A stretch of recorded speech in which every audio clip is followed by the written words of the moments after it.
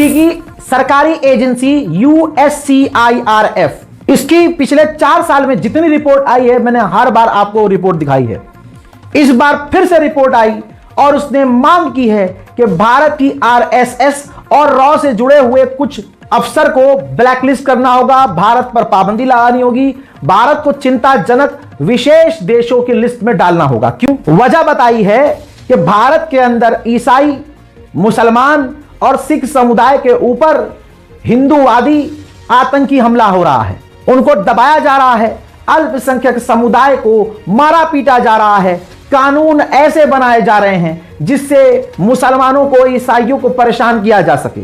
जैसे कोई भी व्यक्ति हिंदू धर्म नहीं छोड़ सकता, लेकिन मुसलमान कोई भी या दूसरा कोई भी धर्म वाला अपना धर्म परिवर्तन कर सकता है, लेकिन हिंदू धर्म परिवर्तन नहीं कर सकता। और इसके लिए मुसलमानों के खिलाफ खतरनाक कानून बनाए गए हैं और फर्जी तरीके से एक्टिविस्ट, पत्रकार और मुसलमानों को फंसाया जाता है। अब आप कहेंगे भाई रिपोर्ट कहां है? ये रही रिपोर्ट। अंतर्राष्ट्रीय धार्मिक स्वतंत्रता पर अमेरिका की आयोग USCIRF ने एक बार फिर से अमेरिकी विशेष विभाग से भारत को विशेष चिंता का देश घोषित करने का रिक्वेस्ट किया है। 2026 की रिपोर्ट आ चुकी है और लगातार भारत की स्थिति खराब बताई गई है।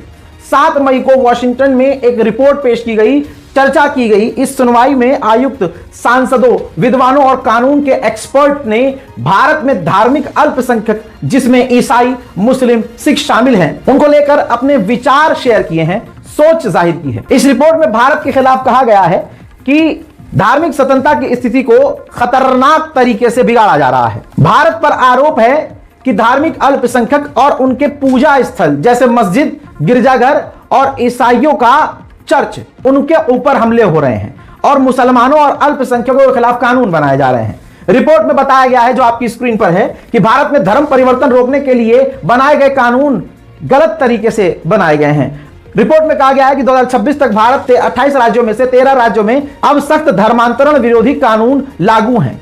इन कानूनों में उन लोगों के लिए कठोर सजा दी गई है, कुछ मामलों में तो जीवन भर की सजा है, यानी उम्र कैद है, जिन्होंने हिंदू धर्म छोड़ा है और दूसरे धर्म में गए हैं। रिपोर्ट के अंदर बताया गया है कि CAA यानी नागरिकता संशोधन अधिनियम, UCC समान नागरिकता सहित और विभिन्न राज्यों के धर्मांतरण कानून को जबरदस्ती लोगों पर थोपा गया है।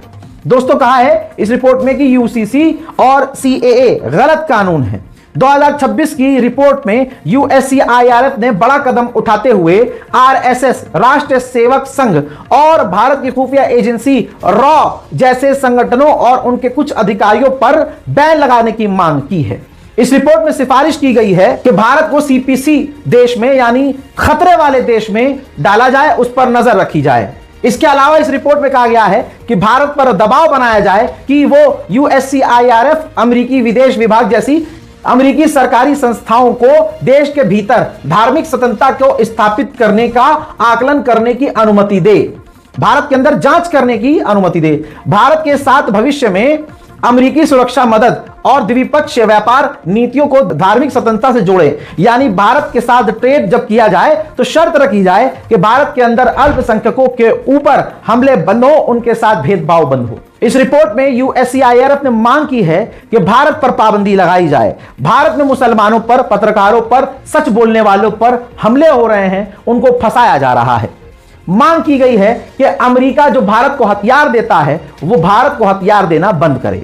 हर बार USCIRF की रिपोर्ट को मोदी सरकार खारिज करती आई है और झुठलाती आई है और कहती है कि भारत को बदनाम करने वाली ये रिपोर्ट है।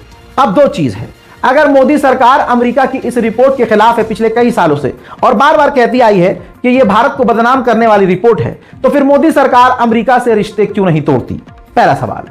मोदी सरकार यानी हमारे माननीय चुने हुए प्रधानमंत्री खुद इस रिपोर्ट का जिक्र करते हुए संसद में या रात को 8 बजे टीवी चैनल पर आकर, जैसे हमारे घरों में घुस जाते हैं, तमाम चैनलों पर मोदी जी नजर आते हैं, आकर डोनाल्ड ट्रंप को लताड़ते क्यों नहीं? तीसरा सवाल, जो हिंदू संगठन है, दक्ष चौधरी, अक्कू पंडित, ये वो और ये जितने भी हैं, जो बात बात पर मुसलमानों के खिलाफ जहर उगलते हैं, जब वो ये देख रहे हैं कि भारत के खिलाफ डोनाल्ड ट्रंप की सरकार जहर उगल रही है, तो इनके पिछवाड़ों में गूदा क्यों नहीं है? अब ये वीडियो क्यों नहीं बना पा रहे हैं? अमेरिका के खिलाफ वीडियो क्यों नहीं बना पा रहे हैं? ताऊ के खिलाफ वीडियो क्यों नहीं बना रहे हैं?